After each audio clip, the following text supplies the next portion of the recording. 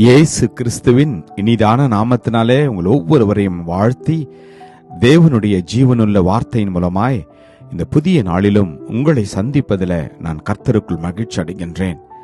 யோவேல் 2:26, நீங்கள் சம்பூர்ணமாக சாப்பிட்டு திருப்தி அடைந்து உங்களை அதிசயமாய் நடத்தி வந்த உங்கள் தேவனாகிய கர்த்தருடைய நாமத்தை துதிப்பீர்கள்.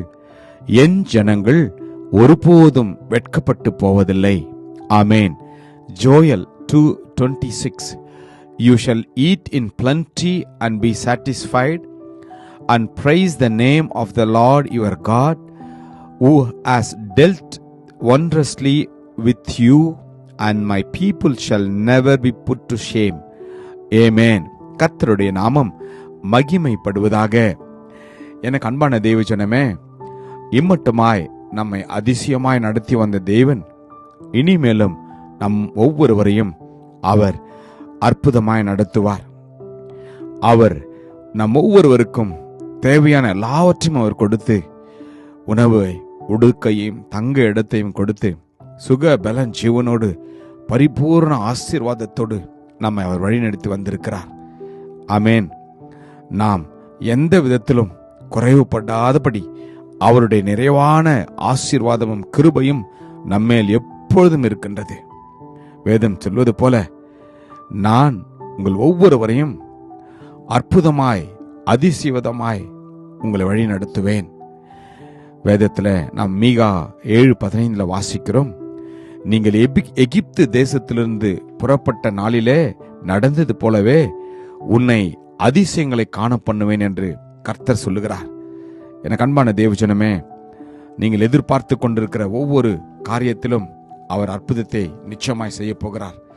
அதிசயத்தை அவர் செய்ய போகிறார். நாம் அவருடைய வார்த்தையை நம்பி விசுவாசிக்கின்ற போது நம்மை இம்மட்டமாய் நடத்தி வந்த அற்புதமான தேவன் இனிமேலும் நம்மை அவ்விதமாகவே நடத்துவார். இந்த தேவன் என்றென்றைக்கும் உள்ள சதா காலங்களிலும் நம்முடைய தேவன் மரண பரியந்தமும் நம்மை அவர் நடத்துவார். ஒவ்வொருவரையும் நீதியின் வழியில அவர் நடத்தப் போகின்றார். நித்திய வழியில அவர் நடத்தப் போகின்றார். சத்திய வழியில நம்மை நடத்தப் போகின்றார். அது மாத்திரமல்ல, சமாதான வழியில நம்மை நடத்தப் போகின்றார். செம்மையான வழியில நம்மை நடத்தப் போகின்றார். ஆமேன். பரிசுத்த ஆவியானவர் நம் ஒவ்வொருவரையும் அவர் அற்புதமாய் நடத்தப் போகின்றார். காரணம், நம்முடைய தேவன் நேற்றும் இன்றும் என்றும் மாறாத தேவனாயிருக்கின்றார். அது மாத்திரமல்ல, அவர் ஜீவிக்கிறபடினால் நீங்களும் நானும் நிச்சயமாய் ஜீவிப்போம் என்ற நம்பிக்கையோடு இந்த நாளை நான் துவங்குவோம். வேதம் சொல்கின்றது, கர்த்தர் நித்தமும் உன்னை வழி நடத்தி மகா வறட்சியான காலங்களிலே உன் ஆத்துமாவை திருப்தியாக்கி உன் எலும்புகளை நினமுள்ளதாக்குவார்.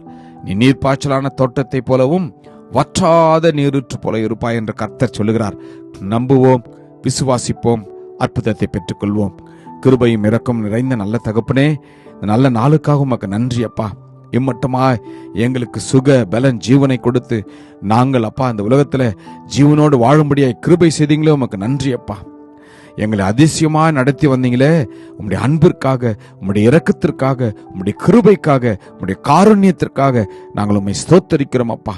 இனி நாங்கள் வெட்கப்பட்டு போகாதபடி உம்முடைய பரிசுத்த பிரசன்னம் எங்களை நடத்தும்படியா நாங்கள் அர்ப்பணிக்கிறோம். ஆசீர்வதியும்.